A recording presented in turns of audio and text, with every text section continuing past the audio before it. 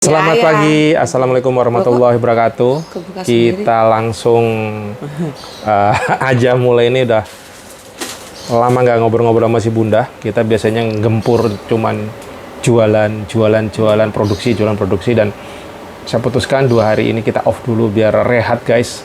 Kepala biar nggak sepaneng, rezeki insya Allah ada aja ya. Jadi hakul yakin aja bahwa ini semua kita niatkan untuk mendekatkan diri ke Allah, supaya kita juga refresh gitu, jangan sampai gempur habis-habisan tapi badan remuk. Nah itu secara syariat juga melanggar gitu. Nah ini kan udah lebaran Bun, apa yang mau diucapin setelah lebaran 2023 nih si Bunda? Monggo Bun, di apa yang mau diungkapkan di unek-uneknya, mohon maaf lahir batin atau apa, silahkan monggo. Ya, Sampai Assalamualaikum warahmatullahi wabarakatuh guys. Belum apa-apa udah apa aja. Ini kan kemarin udah Idul Fitri 1444 Hijriah.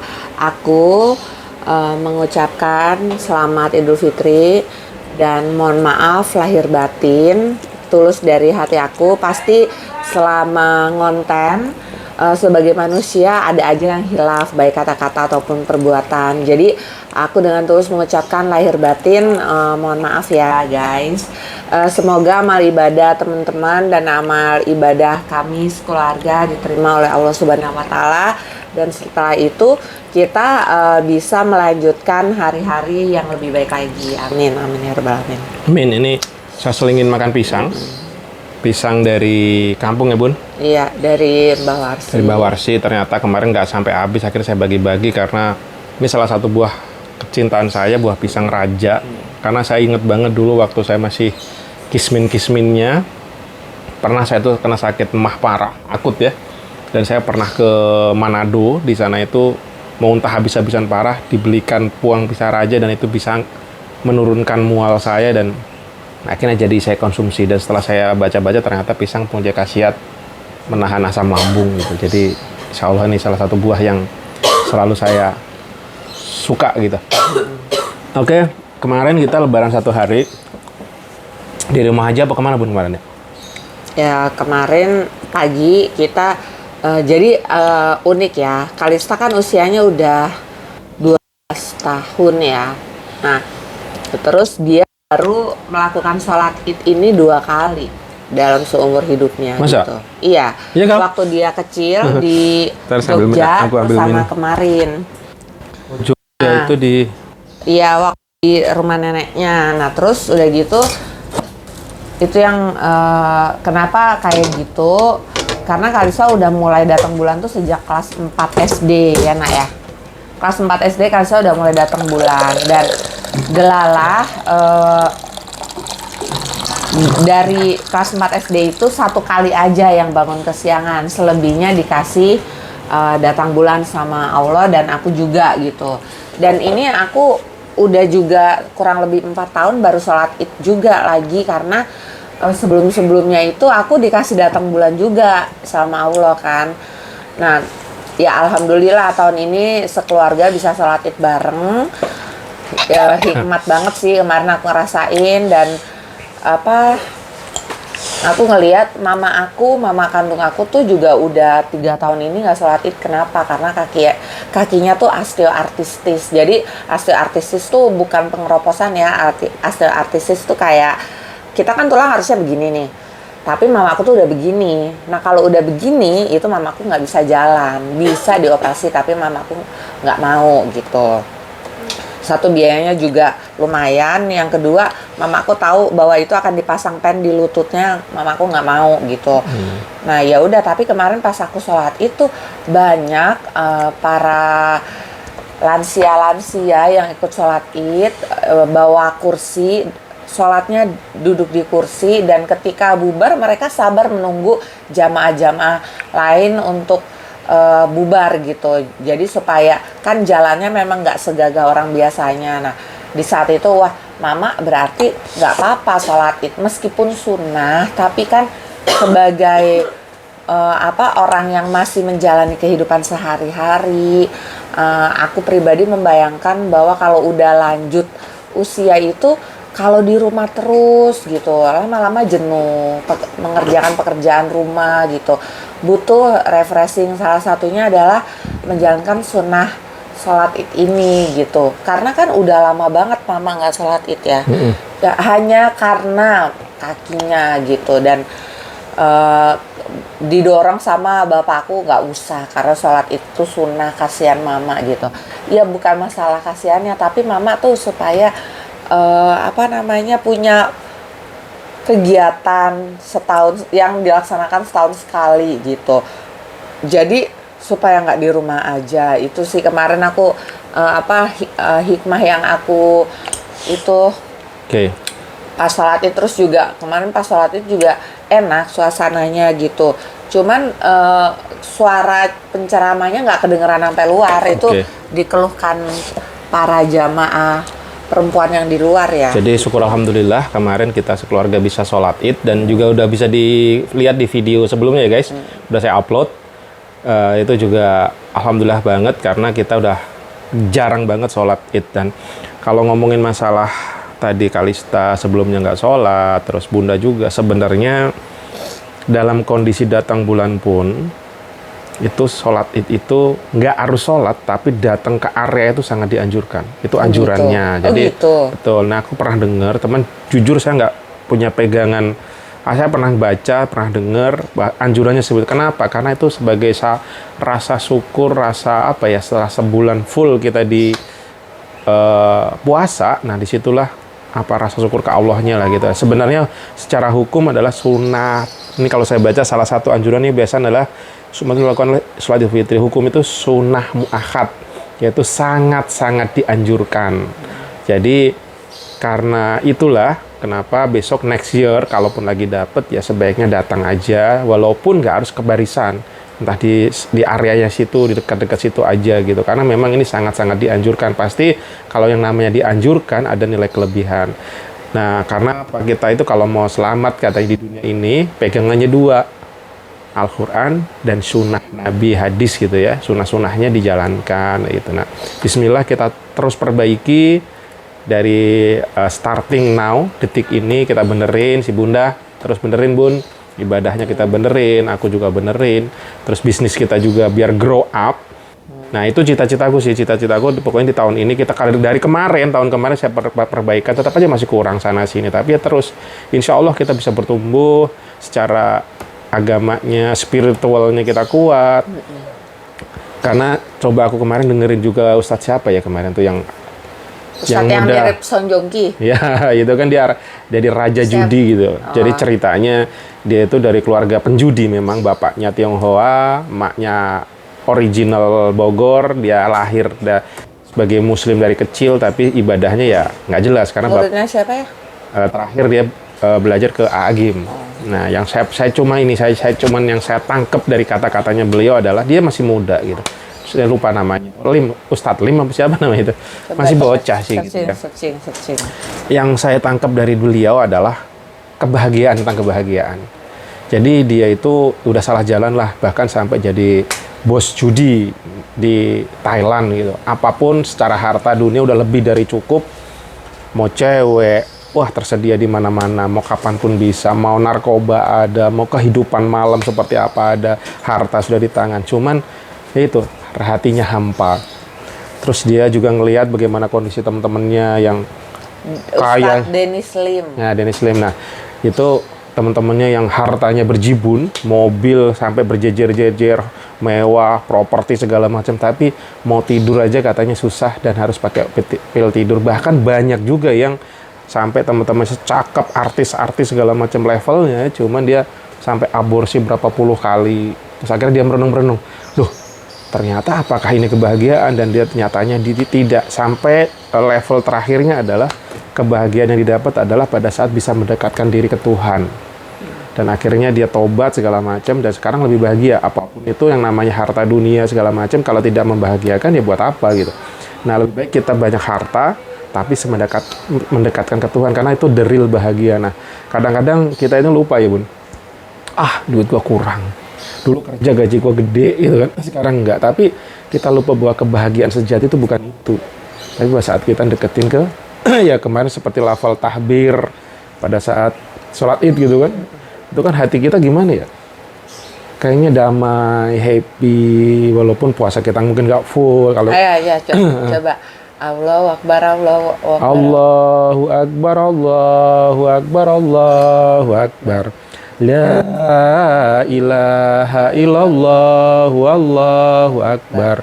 Allahu Akbar walillahil hamd. Gitu. Nah kemarin aku baca di IG temenku sebagian besar masih walillah ilham gitu. Terus temenku nge-share jangan salah lagi ya gitu. Iya, itu pelajaran-pelajaran kecil ya kita, kalau memang ada kesalahan kita akuin, kita perbaiki, karena manusia itu memang tempatnya salah dan alfa. Cuma ya harus terus kita pelajari sih itu.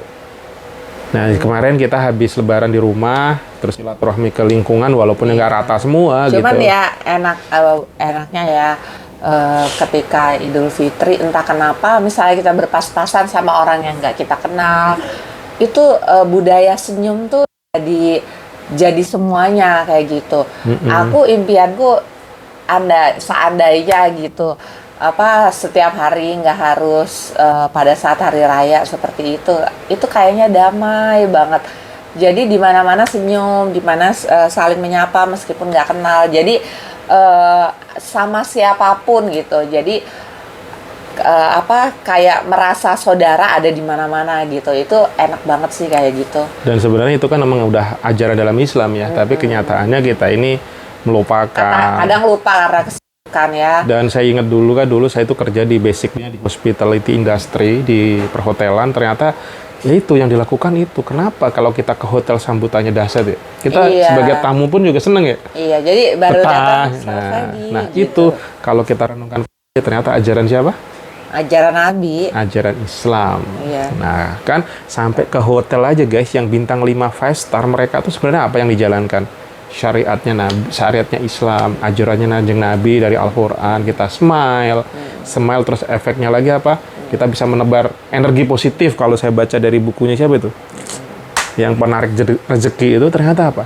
Dari smile. Dan kalau di dunia industri pariwisata, senyum itu udah wajib hukumnya gitu. Dan ternyata kita renungin lagi di Lebaran, iya ya, baru sadar. Kita renung lagi gitu kan.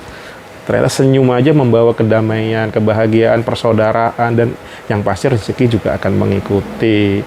Jadi kemarin tuh pas sholat id, ya entah kenapa ya, aku duduk di sampingku tuh ada seorang ibu dengan 2 anaknya yang sudah remaja. Dia, ya aku ketika ketemu ya bertatapan muka dan senyum gitu kan. Terus untuk first impression aku panas ya Bu gitu. Oh iya gitu. Tapi lama-lama karena ternyata di sana tuh safnya ada yang kosong dan itu kan nggak sah kalau safnya kosong. Dia ngomong ke aku, Mbak geseran ke sana yuk gitu karena safnya kosong. Aku dengan senang hati ya aku geser karena emang nggak sah kan kalau safnya kosong. Lama-lama sambil menunggu sholat id. Terus pas imam masjidnya ceramah kan nggak kedengeran. Nah kita ngobrol gitu. Nah di situ aku ngobrol. Ternyata beliau itu sudah meninggal suaminya, tapi membesarkan 3 anak yang masya Allah dari first impression tuh anaknya ramah-ramah, sayang sama mamahnya, namanya Mbak Nia, dan anaknya tuh ramah-ramah banget gitu. Ada yang satu SMP sama seangkatan Kalista. Cuman dia di 111 Kalista dia Sporbi. Nah, ketika itu aku tanya anaknya satu-satu. Nah, anaknya tuh ramah-ramah dan berani gitu kan. Kalau di mana 111 gitu. Terus pas kelas berapa? Kelas 1 SMP ini anakku juga satu jenjang yang sama. Terus dia halo gitu. Jadi halo. Iya aja gitu kayaknya itu banget gitu. Nah, di situ wah mamanya ini ngedidik anaknya ramah gitu. Dan aku dengan senang hati, nggak malu. Wah, ini walau bagaimanapun Mbak Nia ini adalah di atas umurnya di atas aku, lalu udah bisa membesarkan ketiga anak dan satu anaknya cowok, dia sendiri di dalam. Nah, yang ini Mbak Nia ini yang ibunya yang gede atau yang anaknya yang meninggal suaminya? Iya, Mbak Nia itu ibunya punya anak 3, satu Berarti cowok, anaknya masih kecil-kecil? Enggak, yang satu udah kuliah, yang kedua kelas 2 SMP yang cowok, yang ketiga kelas 1 SMP yang cewek. Ya udah, cuman aku di situ mikir, anak cowok kelas 2 SMP mau disuruh sholat id sendiri di dalam tanpa ada sanak keluarga. Nah, emang itu tinggal di mana? Di daerah situ, di daerah Sakti. Sakti berarti orang pajak dong? Enggak, iya mungkin ya. Terus Sakti itu dekat masjid situ ya? Iya, dekat masjid situ. Nah, terus Ini jauh nih. oh, jauh. Ya udah, di situ aku menilainya Mbak Nia itu first impression didik anaknya oke ya. Jadi ramah-ramah gitu. Nah, anak-anakku yang seperti itu bumi begitu ya. Cuman Kalista karena lebih introvert jadinya nggak yang hai gitu, cuma halo gitu. Nah, di situ aku merasakan sebagai seorang ibu, oh berarti anakku ya begitu tipenya gitu. Jadinya aku nggak malu-malu, kemarin aku minta nomor WhatsApp-nya Mbak Nia. Jadi yang aku butuhin tuh sekarang tuh adalah lingkaran-lingkaran yang membawa energi positif. Iya benar, karena itu aku ngerasa itu bahasa anak sekarang vibes-nya tuh positif pas Betul. awal-awal gitu. Terus juga mungkin menambah lingkaran yang sekarang itu yang kita cari orang-orang yang tulus, orang-orang yang bukan cuman yang show up. Nah, kalau dunia ini sebenarnya sekarang itu udah bukan zamannya kita di usia kita untuk pamer-pamer atau apa. Tapi justru kita harus banyak-banyak menebar manfaat di ending-ending usia kita yang udah ya lebih dari dewasa lah, ya udah dewasa gitu ya. Kita harus banyak-banyak mencari makna-makna kehidupan. Karena kita mau nggak mau kita itu akan jadi role model buat anak-anak kita. Nah, kita bisa belajar dari orang lain kan. Nah, itu salah satu manfaat kemarin sholat id, ternyata bisa berjumpa dengan orang lain, bisa belajar dari orang lain. Terus kemarin saya juga dengerin lagi, kemarin diumumin, denger nggak Bun? Nggak kedengeran di luar. Salah satunya bahwa benar yang terjadi kemarin, imam masjidnya, ketua pimpinannya masjid itu memang meninggal di tanggal 19 pada saat lagi memimpin sholat. Tadinya kan beliau dijadwalin jadi sholat isya imam sama tarawih. Nah, di rakaat kedua beliau meninggal, menghembuskan nafas, dia benar-benar di tempat imamnya itu gitu, kemudian diumumin. Nah, berarti yang kemarin beredar viral katanya itu ya benar, memang beliau akhirnya dimakamkan. Emang ini viral dia nih? Nah, kemarin dikirim Basuki, aku nggak tahu viral di mana. Kan dia namanya grup gitu kan cepet ya. Dan saya itu terus begitu luar biasanya bisa meninggal pada posisi seorang imam. Dan ini saya tadi dengerin juga ceramahnya Ustadz Khalid Basalamah sekilas gitu. Saya dengar bahwa orang itu akan meninggal sesuai habitnya. Iya, benernya ada di itu. Nah, sesuai habitnya gitu, Bun. Jadi hati-hati, ya kita tuh nggak tahu namanya usia kapan. Mari kita selalu biasakan habit-habit positif. Semoga nanti pada saat kita dipanggil oleh Allah, pada saat kita lagi melakukan hal-hal yang memang diridhoi, hal habit kebaikan gitu. Dan habit kebaikan tuh tidak cuma masalah kita harus disolat, lagi di ini, enggak. Dimanapun kayak tadi kan, lagi ngobrol, lagi kenalan orang, itu kan habit baik, silaturahmi kan. Jadi ayo kita luaskan pola pikir kita gitu. Jangan sampai cuma, hal kebaikan tuh cuma di sana, enggak. Menebar manfaat itu dimanapun kita berada. Kita udah pasti bisa memilah lah, yang baik yang mana, yang positif yang mana, yang buruk yang mana, kayak gitu. Nah, kayak gini kan vibes yang positif baik kan kita bisa tebar kemana-mana. Kita nggak harus ngasih sesuatu lah, minimal senyum, kita tegur orang. Nah, kalau kita udah terbiasa jadi daily life kita. Ya, bismillah sih, itu kemarin nilai yang aku ambil saat Idul Fitri itu yaitu untuk berusaha untuk menjadi yang lebih baik lagi gitu. Yang tadinya ketemu orang biasa aja gitu, ya bismillah, mudah-mudahan setidaknya kita nyapa duluan atau senyum duluan gitu ya. Ya kayak ayah udah mulai kayak gitu sih. Ya cuman aku tuh kadang masih agak ngelihat sikon, kadang-kadang tuh masih belum lost banget. Kalau lagi lost dol, tapi kadang kondisi tertentu karena mungkin ya basically-nya karena aku orangnya introvert, kadang-kadang kalau ngelihat orangnya nggak begitu ini, aku juga nggak ini, padahal kadang-kadang sometimes ya perlu dicontoh kayak si Bumi atau kayak Mama Syam itu, kadang-kadang ya kita tegur aja gitu. Cuma ya aku tuh kadang masih suka ngerem kalau ngeliat sananya tuh kurang gimana gitu. Nah ini. Iya. Nah itu ya, you tahu lah kalau bisa udah kenal ya udah say hai aja, bahkan anak kecil pun banyak yang seneng aku karena suka bercandain gitu. Tapi ada juga anak kecil menurut aku kadang-kadang juga aku nggak suka juga gitu. Nah ini kadang masih ada di dalam hati yang harus terus Nggak aku suka pelajarin. karena anak kecilnya nyolot Bandel, gitu. nyolot, kadang-kadang mukinya udah ngeselin. Nah kadang masih penilaian negatif seperti itu masih muncul. Sebenarnya kan nggak boleh begitu. Kalau aku dengerin kemarin kayak di salah satu pengurus dari Masjid Jogokarian, bahkan sekarang kalau nggak salah ngurus di Masjid Surabaya itu gini, kalau ngelihat anak-anak nongkrong, anak muda, beliau itu yang dilakukan apa? Bukan negor, bukan, kamu sholat, nggak boleh, enggak. Yang ditanya pertama apa? Yang dengar, wah dalam hati gendeng juga yang dilakukan begini.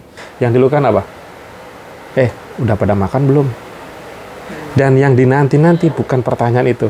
Kalau belum, ayo makan. Wah, dalam hati, anjir ini bisa begini ya.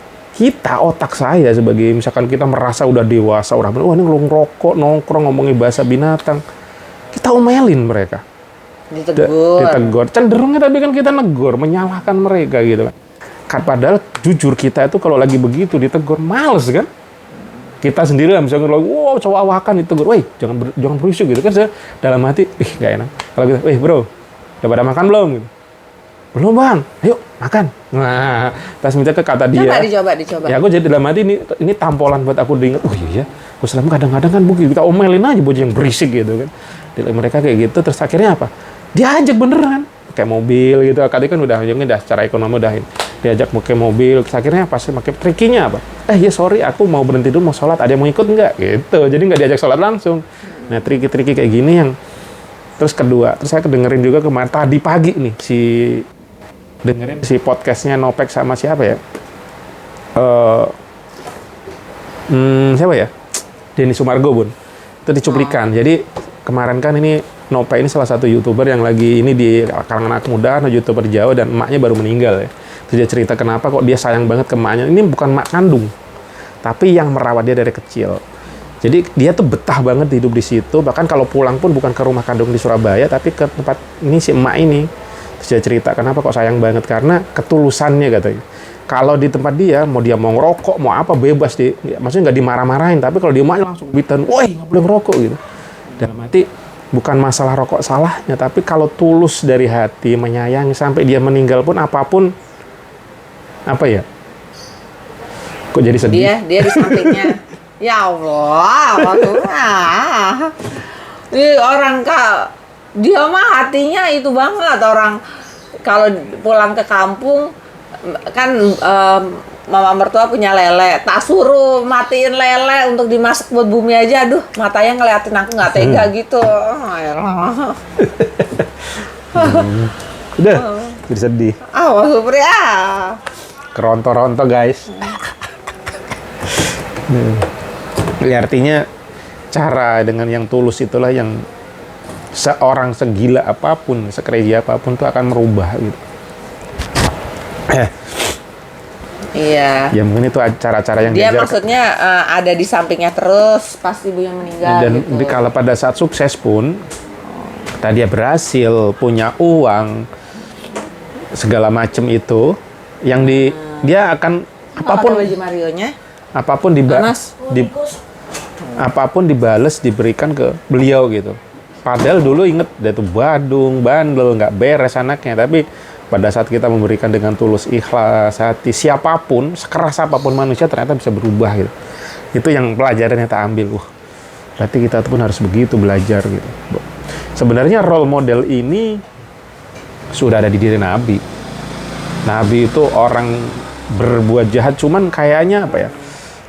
Pada dengan orang ceramah itu kayaknya nggak bisa nyentuh ke jiwa karena masih cara penyampaiannya atau apa itu. Aku by the way udah mulai whatsappan sama yang kemarin kenalan aku. Nah itu jadi itu yang kemarin aku, iya pelajaran lagi ya gitu. Jadi saya suka sekarang tuh merhatiin makna-makna kehidupan karena begitu tuh bisa menggerakkan hati-hati kita yang lagi malas, lagi loyo, lagi tumbang gitu. Dengar itu masih, ya semangat lagi gitu. Itu sih yang sampai hari ini yang terus saya coba pelajari, dan si Bunda juga ternyata terus belajar juga. Bagus pun, lanjutkan, pokoknya hal positif kita terus gerakin. Pada Ramadan jangan kita makin loyo, makin semangat menebar manfaat. Karena sebenarnya kalau mau bisnis sukses, saya dengar juga dari coach siapa tadi, saya dengar sekilas, banyak-banyaklah berguna buat orang lain. Ini apa ya, sevisi banget dengan yang dalam salah satu ayat yang dibacakan, kalau kita mau jadilah sebaik-baik orang buat orang lain, menebar manfaat seluas-luasnya. Ini sebenarnya maknanya kayak kita bisnis pun, pada saat kualitas kita terbaik, pelayanan terbaik, rezeki itu pasti cair melintir menurut saya. Itu sih, dan itu semua sebenarnya sudah termaktub dalam Al-Quran. Dan salah satu coach itu dia juga non-muslim mengatakan bahwa berguna ke orang lain, berguna orang lain. Wah, benar banget ya. Kembali lagi, ini ayat-ayat Al-Quran dahsyat, Bro. Itu sih. Sampai hari ini yang masih terus, piye. Sebenarnya key-nya udah di sana. Dan salah satu si Bunda yang dilakukan tadi, negor orang, itu kan sebenarnya ya syariat juga gitu. Yang kadang-kadang kita tuh lupa bahwa itu ajaran agama kita loh, ajaran Islam, ajaran Nabi kita, bagaimana Nabi itu seorang yang helpful, role model yang kita itu tidak kadang lost dari pikiran kita, mungkin karena kita kurang membaca, mungkin kita kurang ada yang guru-guru kita tidak bisa menjelaskan dengan secara gaya-gaya yang kita pahami ya. Ya mau nggak mau kita terus mencoba aja. Apapun caranya, kita berdoa. Cara satu-satunya cara adalah kita meminta ke Allah untuk bisa dipertemukan orang-orang terbaik, terus diberikan motivasi. Kadang aku doa sekarang gitu, ya Allah, coba supaya saya terus motivasi tiap hari, semangat gimana itu. Ya udah sekarang doa aja, minta ke Allah. Makanya ayo kalau bisa Bunda juga tak ajak, bangunnya sepertiga malam, ayo kita jalankan. Insya Allah happy. Jadi jangan menunggu happy nanti rumah kita gede, rumah kita lunas, rumah kita renovasi, enggak. Bahagia hari ini, biar kita hidup ini tenang, bersyukur. Wah, pokoknya apapun kondisi kita harus happy. Dan tolok ukurnya happy apa? Semakin kita bisa mendekatkan ke Allah, itu yang bikin happy. Bukan karena harta kita banyak, duit kita banyak, segala macam. Kalau harta kita banyak tapi kita makin maksiat, makin jauh dari Allah, kita gerangsang, gerangsang apa? Enggak. Gerangsang itu apapun kita lakukan kayak kurang terus gitu. Nah itu berarti tidak karena Allah, bukan karena kesenian, itu cenderungnya nggak bakal happy. Itu yang ada di benak Bun. Kayak gimana Bun, ini kayak udah lama banget kita ngoceh, terus nggak sadar loh. Udah 27 menit. Padahal biasanya konten-konten kayak gini kita konten tuh cuma 8-10 menit, itu udah 27 menit. Nah itu bedanya kalau kita ngobrol ngaril apa adanya sampai terseduh-seduh saya tadi. Ya oke lah guys. Ini next, thank you very much ya. Semoga siapa tahunya ada cerita-cerita yang positif bisa diambil dari saya, dari Bunda.